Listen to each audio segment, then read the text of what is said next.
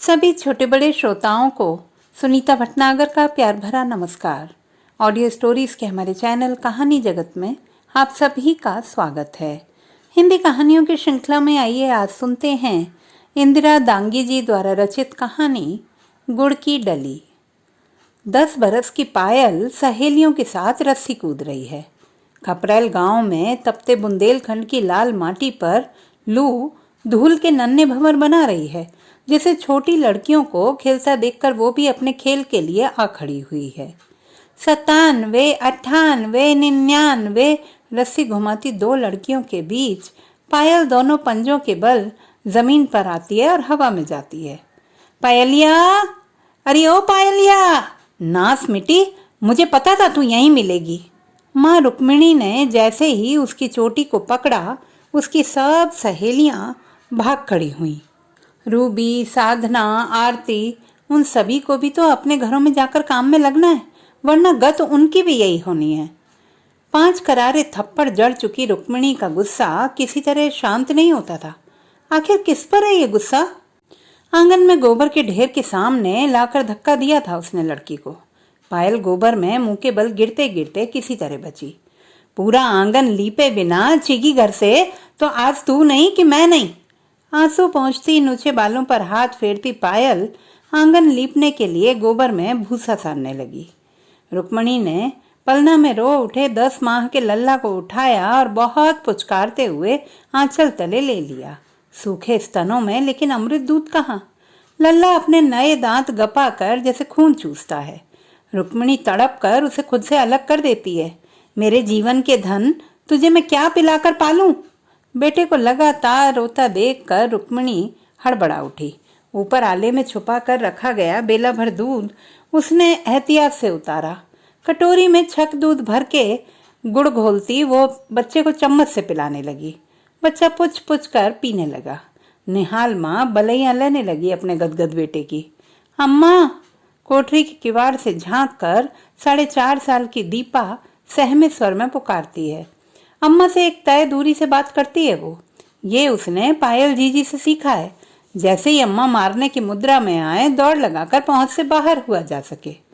अम्मा हाथ में आए को भले पीट पाट ले अपनी हड़ीली पीली उंगलियों से, लेकिन वे 10-20 कदम भी दौड़ने में पिछड़कर हाँफने लगती है। सो वो जान गई है अपनी नन्ही बुद्धि में जीवन का ज्ञान। क्या है? अम्मा, भूख लगी है। अभी तो खाई थी रोटी घंटा भर पहले। दीपा चुप है किसी गुनाहगार की तरह, लेकिन उसकी रिरियाती दृष्टि में भूख साक्षात है। रुक्मिणी सख्त चिढ़ती है उसकी इस नजर से। मर, खा ले। दीपा दौड़कर चौके में आती है। बांस की डलिया में धोती के टुकड़े से ढकी रोटियों में से एक रोटी खींच लेती है। वहीं बैठकर खाने लगती है। मोटी रोटी को मुंह में भरकर बड़े कौर में निगलती दीपा बीच बीच में अम्मा के चेहरे को देखती जाती है, कहीं अम्मा मारने न लगे। यहाँ से तो भाग भी नहीं सकती एकदम। पता नहीं निवाला अटका है कि माँ की शिकन भरी दृष्टि का असर है। रोटी खाती दीपा की आंखों में चुप चुप आंसू भर आए हैं। माँ के माथे पर शिकन सी 4.5 साल की दीपा। जा पानी पिया और थाली में तरकारी लेकर रोटी खा। माँ ने कुछ नरम लेकिन उसी स्थायी दूरी भरी आवाज में कहा। दीपा पानी पीने को जलघरा की ओर दौड़ गई। लटाए बालों, मैली फ्रॉक और धूल भरे हाथ पैरों वाली दीपा जलघरा के मटके से पानी लेकर ओक बनाकर पी रही है। पायल आंगन लीप रही है। रुक्मिणी दोनों बेटियों को देखकर एक गहरी सांस छोड़ती है। कम से कम बड़ी बेटी संध्या से तो निपटी वो। 4 महीने पहले ही उसे सम्मेलन से ब्याह दिया है। 15.5 साल की संध्या की उम्र 18 बरस लिखवाई सरकारी सम्मेलन वालों के कागजों में, तो सुबीते से बेटी के हाथ पीले भी हो गए। लल्ला के बापू का तो देहला भी खर्च नहीं हुआ पूरे ब्याह में। तब भी भले आदमी से ये भी ना बना कि उसे एक नई धोती दिलवा दी होती बेटी के ब्याह पर। और उसके मतलबी मायके वालों से भी इतना ना बना कि इस मौके पर तो कन्यादान लेने वाले जोड़े के लिए कपड़े भेजने की रस्म निभा देते। मारे ग्लानी के वो कुछ ना बोली। कभी फेरी वाले से छुपे पैसों की खरीदी 150 की साड़ी पहनकर ही वो कन्यादान में बैठी, जबकि लल्ला के बापू कोरे कुर्ता पैजामा पहने थे। वो याद करती है कितनी सारी चीजें मिली थी संध्या को सरकार और सेठों की तरफ से दान धर्म में। सिलाई मशीन, पलंग, अलमारी, प्रेस, साड़ी, चांदी की पायल, कुकर, रसोई के बर्तन और वो गैस चूल्हा। गैस चूल्हे की याद आते ही रुक्मिणी का दिल कड़वाहट से भर उठा।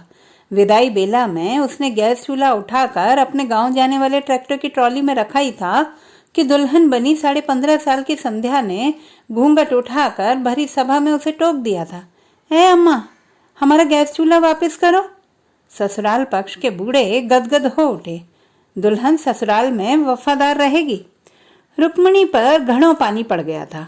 इस नास मिट्टी को अपनी गरीबन माँ पर इतनी भी दया न आई कि मुफ्त में मिला गैस चूल्हा उसकी तरफ छोड़ दे। पाल पोस कर इसी दिन के लिए बड़ा किया था बेटी को, अब कभी ना बुलाएगी अपनी देहरी पर।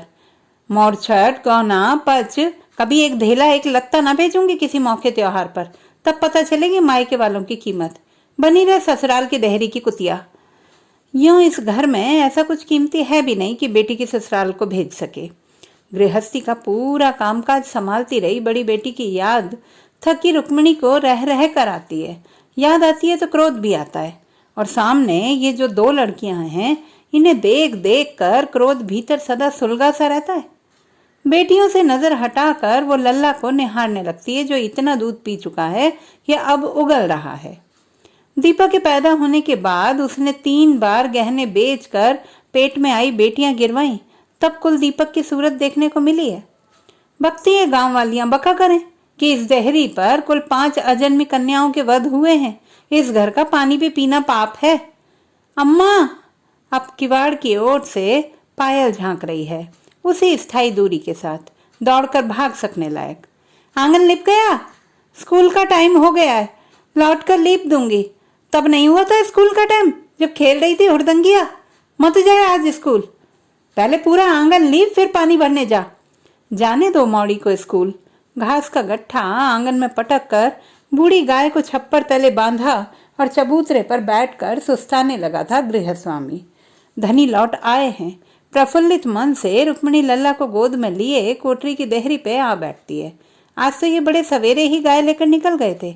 गाय चर भी आई है और इतनी घास भी ये ले आए हैं कि आज के दोनों वक्त की सानी बच गई। रुक्मिणी निहाल है। बेटा पैदा करने की अपनी काबिलियत पर उसे गर्व महसूस हुआ। लल्ला का मुंह जिस दिन से देखा है, नशे में बुती धनी की आंखें खुल गई हैं। वरना तो पिछले 10 सालों से नशा पत्ती जुए का वो जीवन जिया कि 20 बीघा जमीन बिक बिका कर अब 7 बीघा भर बच गई है।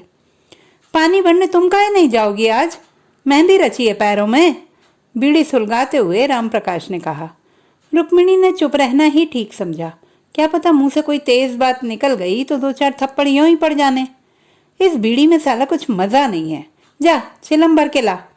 रुक्मिणी झटपट चिलम भर के देती है।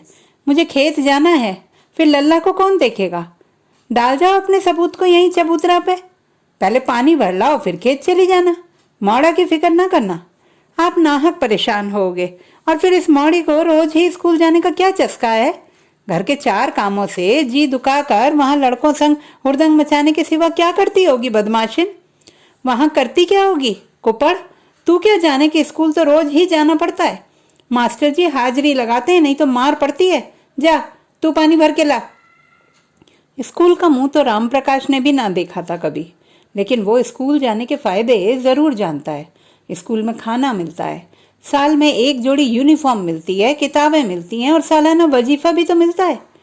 इस साल बेटी के वजीफे के 2000 रुपयों से राम प्रकाश ने अपने लिए 2 जोड़ी नए कुर्ता पजामा खरीदे थे। गले में डालने की छन्नी, तौलिया और प्लास्टिक के जूते अलग। वो जानता है उसी दिन से ये बैरन मौड़ी के स्कूल जाने के खिलाफ हो गई है।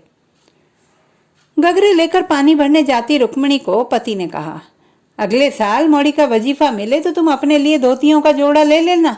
हाओ खूब पहन लिया वजीफे से धोतियों का जोड़ा।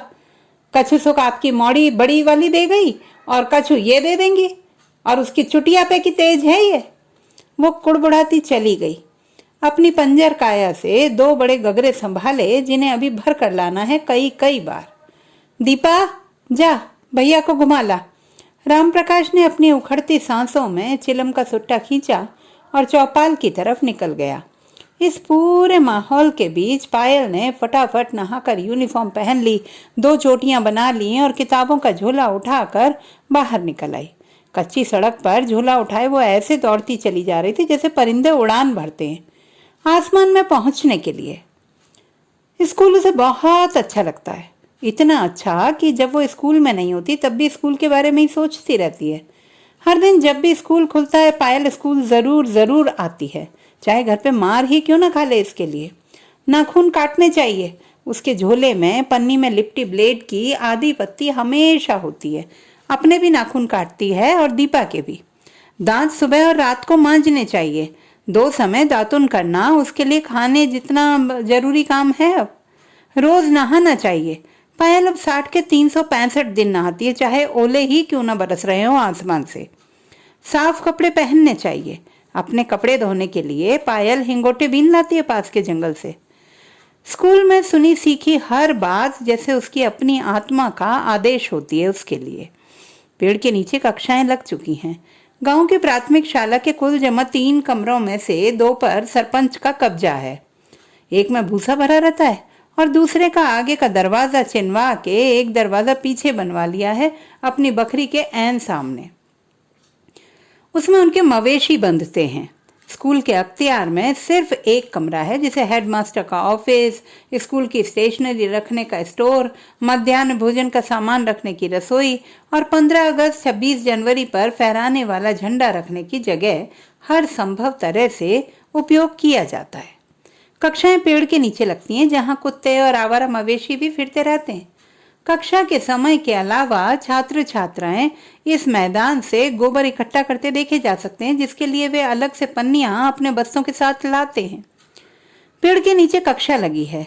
पायल चुपके से आकर टाटपट्टी के अंतिम सिरे पर बैठ गई है। ब्लैक बोर्ड पर सवाल लिखते शिक्षक ने उसे देख लिया पर बुलाकर सजा नहीं दी है। शिक्षक एक निराश शिक्षाकर्मी है जो शहर से बस पकड़कर साइकिल चलाकर हर दिन गांव आता है स्कूल में पढ़ाने। उच्च शिक्षित होने के बाद भी उसे यही नौकरी मिल सकी है जो न स्थायी है न वेतन पर्याप्त है। पर इस नौकरी के भी उम्मीदवार हजारों थे। यहाँ तो सरकारी चपरासी की नौकरी के लिए भी पीएचडी होल्डर से लेकर एमबीए तक मिल जाते हैं। शिक्षक बिला नागा पढ़ाने आता है। ब्लैक बोर्ड पर सवाल लिखा जा चुका है। बच्चे अपनी कॉपियों पर सवाल हल कर उठे हैं। वो वहां सबसे पीछे क्या कर रही है? शिक्षक को अब अपनी इस छात्रा पर गुस्सा आया। एक तो देर से आई है, फिर धूल में खेल रही है। पूरी कक्षा सवाल हल करने में व्यस्त है। सर हरी संटी हाथ में लिए चुपचाप टहलते हुए पीछे तक आए हैं। ये क्या? सवाल का रफ कार्य पायल एक सीख से धूल पर लिखकर कर रही है। कागज और पेन पेंसिल उसके लिए कितने दुर्लभ हैं, सर जानते हैं। उन्होंने अक्सर ही उसे रेस्ट टाइम में स्कूल परिसर में कागज के गिरे टुकड़े बीनते देखा है। दूसरे बच्चों की फेंकी या गिरी स्लेट पेंसिल के बारीक टुकड़े भी वो बीन लेती है।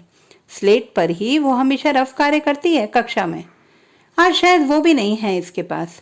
सर को संटी लिए सामने घूरते देख पायल चुपचाप खड़ी हो गई। पूरी कक्षा उसकी तरफ देखने लगी है। अपनी गरीबी का उसे बखूबी एहसास है। उसका सर झुक गया है। जवाब तो एकदम सही है।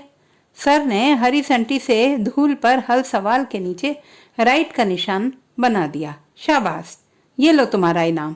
जेब के दोनों पेन निकालकर सर ने उसकी ओर बढ़ा दिए। मुख्य परीक्षाएं सिर पर हैं। पायल जब देखो तब पढ़ती ही रहती है। पढ़ती नहीं जब तब भी मन ही मन पढ़ती रहती है।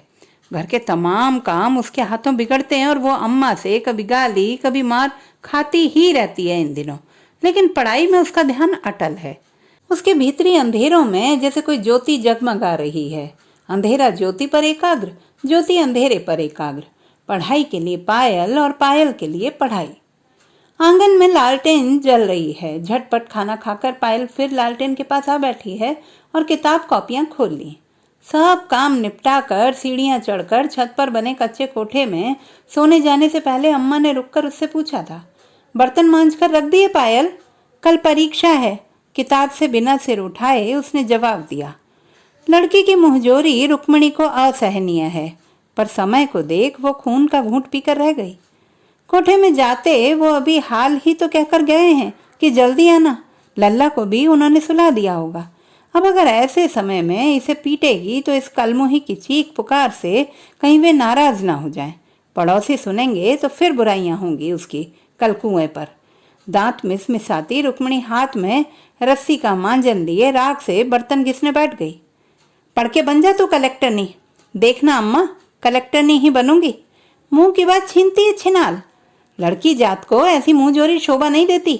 लिख ले आज, मेरी बात अगर झूठी पड़ जाए तो तेरा धनी जूते मारेगा तुझे, जूते। अम्मा तुम पति को धनी क्यों कहती हो? धनी तो जानवर के मालिक को कहते हैं ना। बेटी के सवाल पर अवाक रह गई रुक्मिणी। सूझे ही नहीं क्या जवाब दे। जल्दी जल्दी बर्तन धोकर ऊपर कोठे में जाना चाहती है वो, कहीं वे सो न जाएं। अम्मा, अक्सर की तरह आज भी सीढ़ियां चढ़ती माँ की धोती की कोर पकड़ ली थी नन्ही दीपा ने। अम्मा, मैं तुम्हारे पास सोऊंगी, बस आज अम्मा। माँ ने देखी उसके स्वर की ही नहीं, आंखों की भी कातर याचना। ऊपर से पति के खांसने का स्वर सुनाई दे रहा है। ये अंतिम संकेत है। रुक्मिणी ने नन्ही मुट्ठी की पकड़ से अपनी धोती का किनारा झटक लिया और किसी पुर्जे की तरह सीढ़ियां चढ़ती चली गई। जीजी कोठरी में चलो ना, अकेले डर लगता है। तू यहीं ले आ अपनी कथरी, यहीं सो जा। किताब से नजर नहीं हटी उसकी। दीपा अपनी कथरी और तकिया घसीटती ले आई आंगन में। जीजी, अब क्या है? नींद नहीं आती तो पढ़ ले। स्लेट पर वर्णमाला लिखने को दे दी 10 साल की गुरु बहन ने 4.5 साल की शिष्या बहन को। कुछ देर लिखती, कुछ देर चित्र बनाती दीपा जीजी की गोद में सिर रखकर सो गई।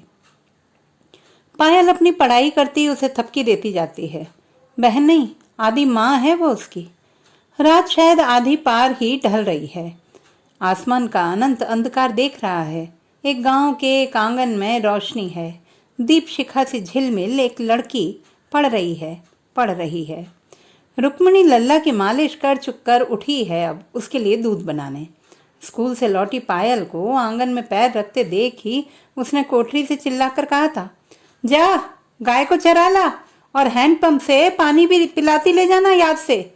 अम्मा, पायल ने आज आंगन में ही खड़े होकर कोठरी के किवाड़ से झांक कर बात नहीं की है।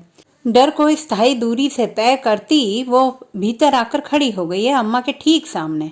क्या है? ट्यूशन पढ़ाने का काम मिल गया है वहीं तुरंत। स्कूल के बाद पीछे सरपंच जी के घर 1 घंटा ट्यूशन पढ़ाना है उनके नाती को। हैं? तुझे कैसे? मेरा 5वीं का रिजल्ट खुल गया है। पूरे स्कूल में प्रथम आई हूँ। रुक्मिणी की हथेली पर गुड़ की डली है और वो सोच रही है, क्या इसे बेटी को दे? तो दोस्तों, ये थी हमारी आज की कहानी। आपको कैसी लगी कमेंट बॉक्स में लिखना ना भूलें।